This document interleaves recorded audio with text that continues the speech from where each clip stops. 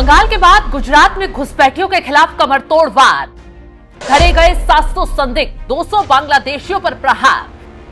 सबूत देख चौंक गई पुलिस, हुआ बड़ा खुलासा। मैंने जैसे आपको बताया कि हमने जब रेड चालू तो कुछ लोगों ने भागने की कोशिश की, तो हमने ये वेल प्लान रेड की थी। नमस्कार, आप देख रहे हैं एनएमएफ न्यूज में आपके साथ शबनम। हिंदुस्तान की सुरक्षा को खोखला करने वाले घुसपैठियों के खिलाफ अब तक का सबसे बड़ा एक्शन शुरू हो गया है, जिसने देश के दुश्मनों की रातों की नींद उड़ाकर रख दी है। कल तक तो हम देख रहे थे कि किस तरह बंगाल के मोर्चे से इन घुसपैठियों को खदेड़ने का काम चल रहा है, लेकिन अब गुजरात से एक ऐसी सनसनीखेज खबर सामने आ गई है जिसने पूरे देश का ध्यान अपनी ओर ही खींच लिया है। गुजरात की धरती पर इन अवैध तत्वों के खिलाफ अब तक का सबसे बड़ा और आक्रामक गुप्त ऑपरेशन शुरू हो चुका है, जिसके तहत घुसपैठियों की रीढ़ पूरी तरीके से तोड़ी जा रही है। जैसे ही गृह मंत्रालय का ग्रीन सिग्नल गुजरात को मिला, वैसे ही राज्य के कोने कोने में खाकी का ऐसा हंटर चला, पूरे इलाके में हड़कंप मच गया।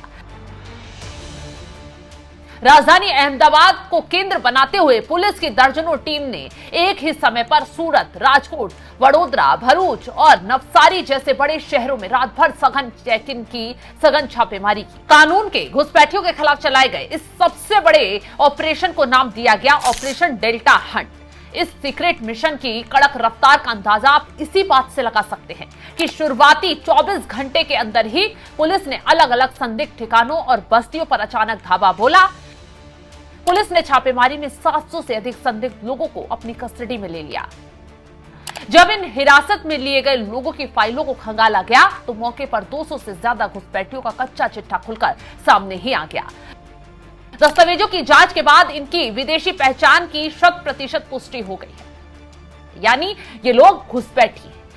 खाकी के कड़े रुख और सख्त पूछताछ के आगे इन पकड़े गए शातिरों के हौसले पस्त हो गए और उन्होंने खुद ये सच कबूल कर लिया कि वो मूल रूप से बांग्लादेशी नागरिक हैं, जो अंतर्राष्ट्रीय सीमा का उल्लंघन कर, उसे लांघ कर अवैध और गैरकानूनी तरीके से भारतीय सीमा के अंदर दाखिल हुए हैं और इन्हें बिचौलियों के जरिए अंदर तक लाया गया।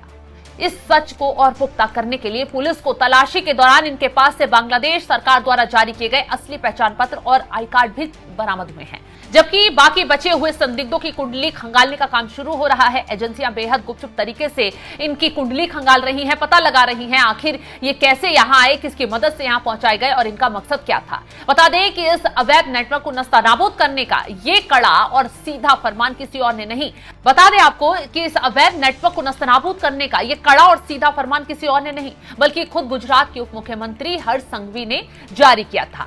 गृह मंत्री हर्ष संघवी इस पूरे मामले को देश की संप्रभुता से जोड़ते हुए कल ही सभी जिलों की पुलिस कप्तानों और आला अधिकारियों की एक बेहद गोपनीय आपातकालीन बैठक उन्होंने बुलाई थी। इस हाई लेवल मीटिंग में उन्होंने अफसरों को बताया कि सरकार ने काफी समय पहले ही गुजरात के विभिन्न शहरों में छिपकर रह रहे बांग्लादेशी घुसपैठियों की सटीक लोकेशन और उनकी पहचान को ट्रेस करने के लिए देश की सबसे बड़ी इंटेलिजेंस एजेंसियों को सीक्रेट मिशन पर लगा दिया था।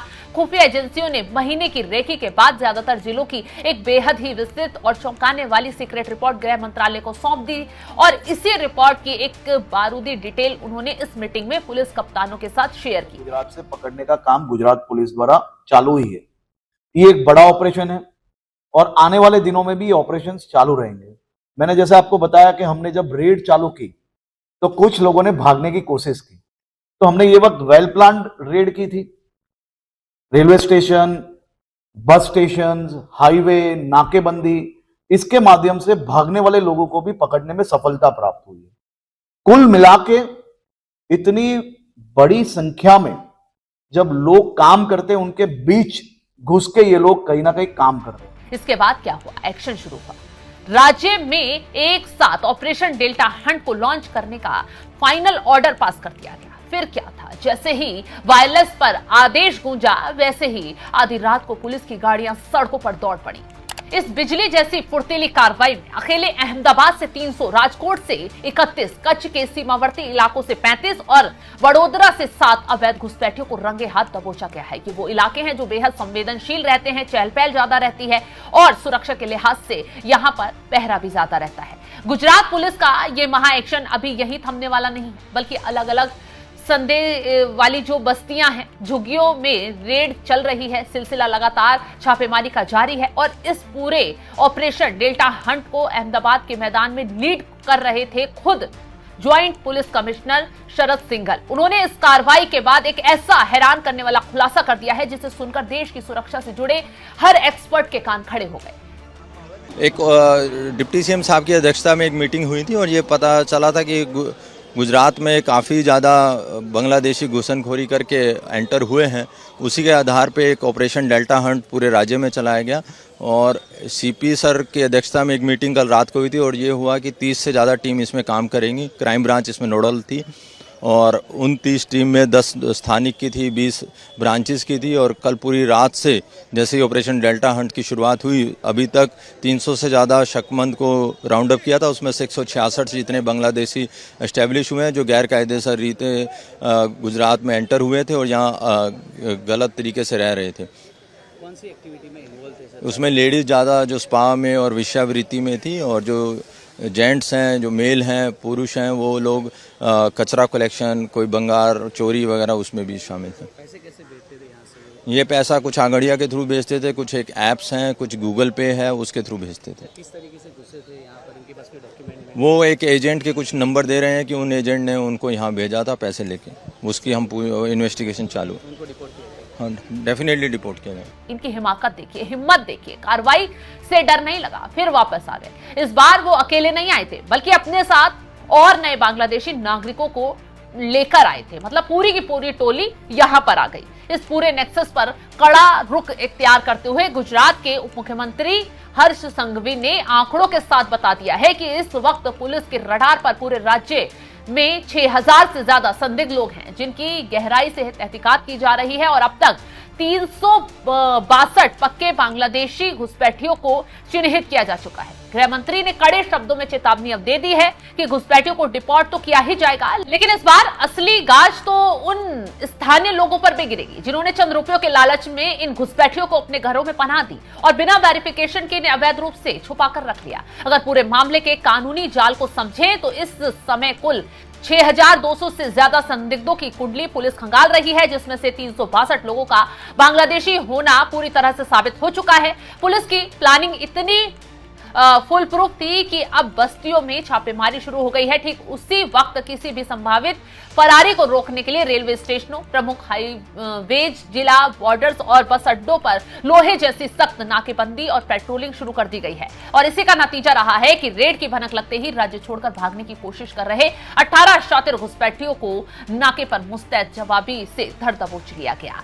अधिकारियों का साफ कहना है कि जैसे जैसे जांच आगे बढ़ेगी इन पकड़े गए विदेशी नागरिकों की संख्या में बहुत बड़ा इजाफा होने वाला है, यानी बड़ी संख्या में ये और पकड़े जा सकते हैं। इसके साथ ही जिन मकान मालिकों ने इन्हें बिना पुलिस वेरिफिकेशन के अपने मकान पर किराए पे रखा या जिन फैक्ट्री मालिकों या ठेकेदारों ने इन्हें अपने यहां काम पर रखा और पुलिस को सूचना नहीं की, उन सभी पर भी देश की सुरक्षा से खिलवाड़ करने के जुर्म में कड़ी कानूनी कार्रवाई करने के लिए पुलिस एक विशेष टीम पूरी लगन से जांच कर रही है। आने वाले समय में गुजरात पुलिस गांव-गांव, घर-घर जाकर तहकीकात करेगी और एक-एक अवैध नागरिक को ढूंढकर देश से बाहर फेंकने का काम किया जाएगा।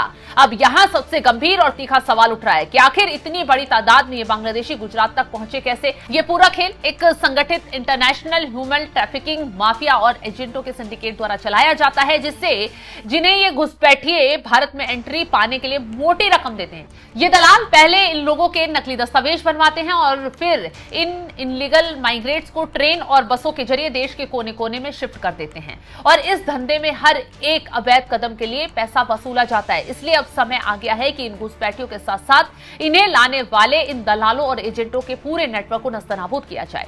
कानूनविदों का मानना है कि इन एजेंटों की संपत्तियों को कुरकर उनकी प्रॉपर्टी को बेचकर ही इन घुसपैठियों को वापस भेजने का पूरा खर्च निकाला जाना चाहिए ताकि इन अवैध धंधों पर हमेशा हमेशा के लिए लगाम लग सके, क्योंकि ये घुसपैठिए दीमक की तरह पूरे देश के संसाधनों को चाट रहे हैं और ये भारत में अवैध रूप से रहकर यहां का पैसा कमाते हैं और उन्हें बांग्लादेश भेज देते हैं और यहां के खिलाफ ही साजिश रचते हैं और यहां की अर्थव्यवस्था को भारी नुकसान पहुंचाते हैं। ये हमारे देश के गरीब और असली नागरिकों के हक को डकारने का काम करते हैं और नकली दस्तावेजों के जरिए यहां की योजनाओं का फायदा भी उठाते हैं। तो गुजरात में जो बड़े लेवल पर अभियान शुरू हुआ है कहा जा रहा है बड़ी संख्या में घुसपैठी रडार पर आ सकते हैं और इसके साथ साथ उस नेटवर्क की कमर भी तोड़ी जा सकती है जो इन्हें यहां लाने का और बसाने का काम कर रही है।